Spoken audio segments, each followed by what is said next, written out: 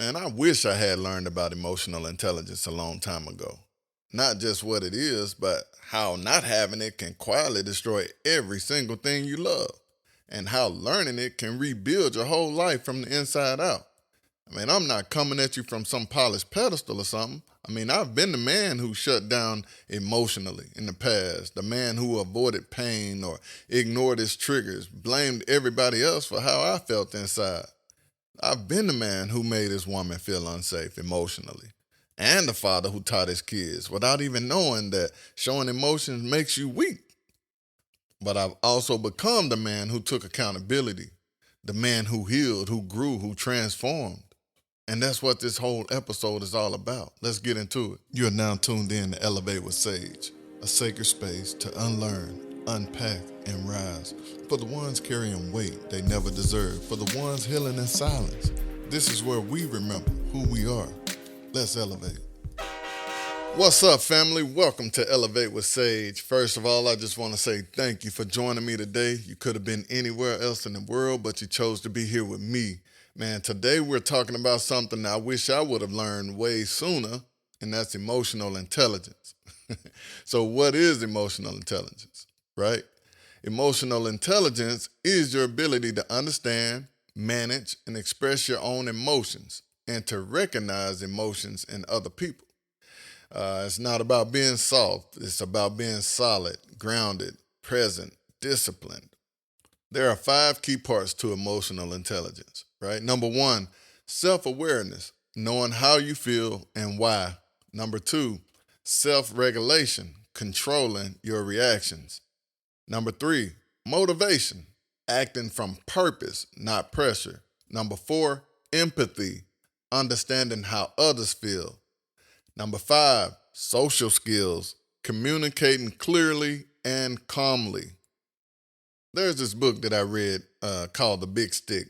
It taught me that masculinity isn't about power, it's about presence. And when I read the book, The Way of the Superior Man, that one really just cracked me wide open. I realized avoiding emotions really didn't make me strong, it just made me emotionally unavailable. And that led to chaos in my home. I mean, even at one point, I almost just lost my whole family. Like, I didn't realize how much unhealed trauma I was dragging into my marriage. I never processed my past. I never slowed down long enough to even deal with the pain, right? I shut down when things got hard. That made me cold. It made me emotionally distant. I mean, in turn, like my wife, she didn't feel safe. She didn't feel secure. She didn't feel connected to me. Eventually the respect faded, the arguments got louder, the trust really just disappeared. We started giving up on each other. It felt like we were just hanging by a thread. But what hit me with the hardest, I was really doing the same things to my kids. I wasn't letting them express their emotion. I was teaching them that pain should be pushed down. I was raising the next generation to suffer in silence just like I did. Man, that's when I knew I just really had to face myself. I mean, a couple years ago, I got therapy. I really started reading. I started journaling. I started reflecting. I got real with myself. And to be honest, man, it wasn't a pretty sight at first. But through emotional intelligence, I found the tools to rebuild what I almost destroyed. I mean, I was man enough to apologize to my wife. I started communicating with love and not ego. I learned how to listen more. I showed her that I just wasn't demanding respect. I was becoming the kind of man that was worthy of it. And slowly, the love came back. I mean, the trust came back. The safety came back. With my kids, I started having real conversations. I told them it's okay to feel, it's okay to cry. Talk to me, I'm here. I let go of control and started parenting with compassion instead of pressure. And that just started changing everything, even in my kids. Because I was concerned, and I was just teaching my boys, especially my sons, just how to not look weak and how to stand strong, how to not, show up like this or show up like that. And it was completely wrong. And I started, reinventing myself after my boys full blown adults. I mean, I still got some minor sons, but most of my boys are grown and creating their own lives now. And it's important for them to learn what I've learned. And so even if that takes me the rest of my life to teach them, I'm gonna do it. I have full faith in knowing that they're gonna be okay. Some of you may be curious on how to build emotional intelligence. All right, here's what helped me level up. First, learning how to pause before you react. Take a breath, let the moment pass before you speak. Man, that can save you a whole lot of heartaches, because once that thing come out your mouth, you can never, ever, ever take it back. I remember a whole lot of arguments, and I just blurted out stuff just to hurt somebody. Even though I didn't mean it, I said it. And man, that did a lot of damage. That did a lot of damage in my marriage, my family, even in my kids. Just learning how to just take a breath, pause for a second, and just speak then. Like it gives you more clarity. It allows you to really think about what you're about to say so you don't say something that could just potentially damage your relationships. All right. Another thing, I learned how to own my emotions. Like I learned how to say I feel instead of you made me feel, right? You made me mad, or you made me feel sad, like you pissed me off, in this moment. And now I just be like, hey, I feel like this, or I feel sad because of this. I feel mad because of this. I own my own emotions. Like nobody else can make me feel how I feel unless I let them. All right. Another thing I started doing, I started journaling daily.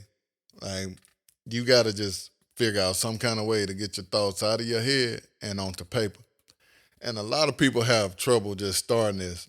And so instead of using paper all the time, sometimes I like to journal before I go to bed. It's dark, it's dark in the room, or whatever. So I pull out an app called Insight Timer.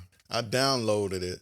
Not only does it has like meditations or classes or things that'll help you, it has a function in there where you can just keep up with a daily journal, and you could just open that app up, go to journal, and just whatever you just thinking, you can just write it down. But it also helps you keep up with streaks. If you get 100 days, it'll send you a celebratory, gestures, congratulating you on reaching that point. But it's really important to just get those thoughts out your head, like, and onto paper, like, and you can do it just. And sometimes I just randomly, and I got what I call a gratitude journal. So I just list things I'm thankful for. So if even if it's not even true yet, I'm like, I'm thankful for being happy and successful, or I'm thankful for having a loving marriage and a great relationship with my kids, or I'm thankful for the $1 million check that's gonna come in the mail,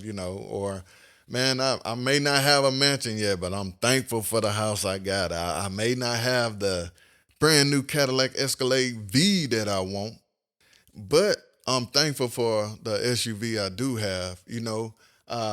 Sometimes gratitude can go a long way, but just even if you felt mad or if you felt sad during the day, like it's good to just get that out. I mean, if you're a rapper, like write you some lyrics. If you're a singer, write you some lyrics. If you're a poet, write a poem, get it on paper. Just figure out some kind of way every day just to a way to just get up and journal.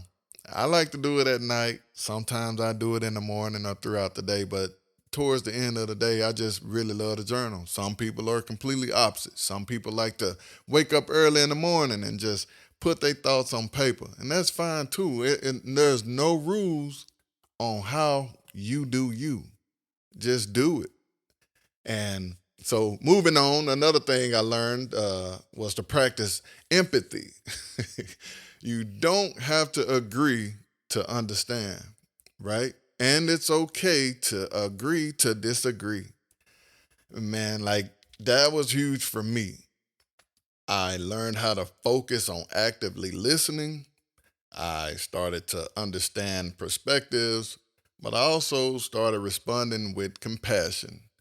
Man, that just changed a lot of things for me. I started engaging more in open minded conversations. I started seeking to understand other people's experiences and acknowledge their feelings, whether I agree with it or not. It's not my place to agree or disagree with what someone feels on the inside. That's their journey. But at the same time, I could attempt to understand where they're coming from, listen without judgment, and offer them a safe space to communicate. And then that helped me like open up my relationships to a whole new level, right? So, next, I learned how to create emotional safety at home. Let your family express themselves. Let your partner feel safe. I mean, that goes with married couples, relationships, kids and parent dynamics. Man, let them express themselves, the way they need to for themselves. Like, don't judge how someone reacts. Like, my youngest son he liked to cry a lot. And sometimes it get on my nerves, and the old me would just be like, man, listen, stop acting like a baby. Stop being a crybaby. But like now I'm trying to embrace, allowing him to be who he truly is. I mean, that's the way he expressed himself. Sometimes it could bother me, or it could happen at the wrong time, and I don't want to, deal with it in the moment. But I'm learning to be more present, and I'm learning to accept him as who he is, and allow him to be that version of himself. Because if I try to shape him or change him, then that's just going to be emotional trauma, possibly, that he takes, and one day he'll have to deal with that and heal from it. So basically, you don't have to be perfect, but you do need to be present. The freedom that comes with mastery. When you master your emotions, you unlock a level of peace and power that nobody can take from you. You stop reacting to everything. You stop ruining good moments with pride. You stop pushing people away just because you feel unsafe inside. And instead, you create a home filled with love, with safety, with real connections. That's not weakness. This is discipline, right? This is leadership. This is what real queens and kings do. You can't lead your family if you're emotionally lost. You can't protect what you can't even connect to. And you can't heal anybody if you still bleeding in silence. So I'm going to give you 3 questions to reflect on this week. What emotion do I avoid the most? Number 2, who in my life needs to hear me say, I understand you? Number 3, what would change in my home if I led with presence instead of pride? So just don't think about this, like do something with it. Like, because every step you take towards emotional intelligence is a step toward becoming the man or woman you were always meant to be. And this is something that I wish everyone would embody, like emotional intelligence. Take it serious. I wish that people would just take it serious. It would create so many beautiful relationships. It'll get a lot of people out of a whole lot of toxic situations, because a lot of those situations start because there's no emotional intelligence. This won't be the last time I speak about this. I'm still learning every day. Like every day, every situation. I'm learning how to pull lessons from every situation. So as I learn, I'll communicate. And if you know someone that really needs to hear this message, I ask that you please share it. And if you have anything you want to offer, any kind of advice, or you just want to talk, feel free to hit me up. ElevateWithSage1@gmail.com. Elevate with Sage, the number 1 at gmail.com. Well, all right, I want to just thank you from the bottom of my heart again for sitting here with me today. You could have been anywhere else in the world, but you chose to be here with me. This is Elevate with Sage. I am Sage, and I appreciate you for being here with me today. If this message hit you, share it, drop a review, leave a comment, and remember, stay grounded, stay growing, stay elevated. Until next time, peace.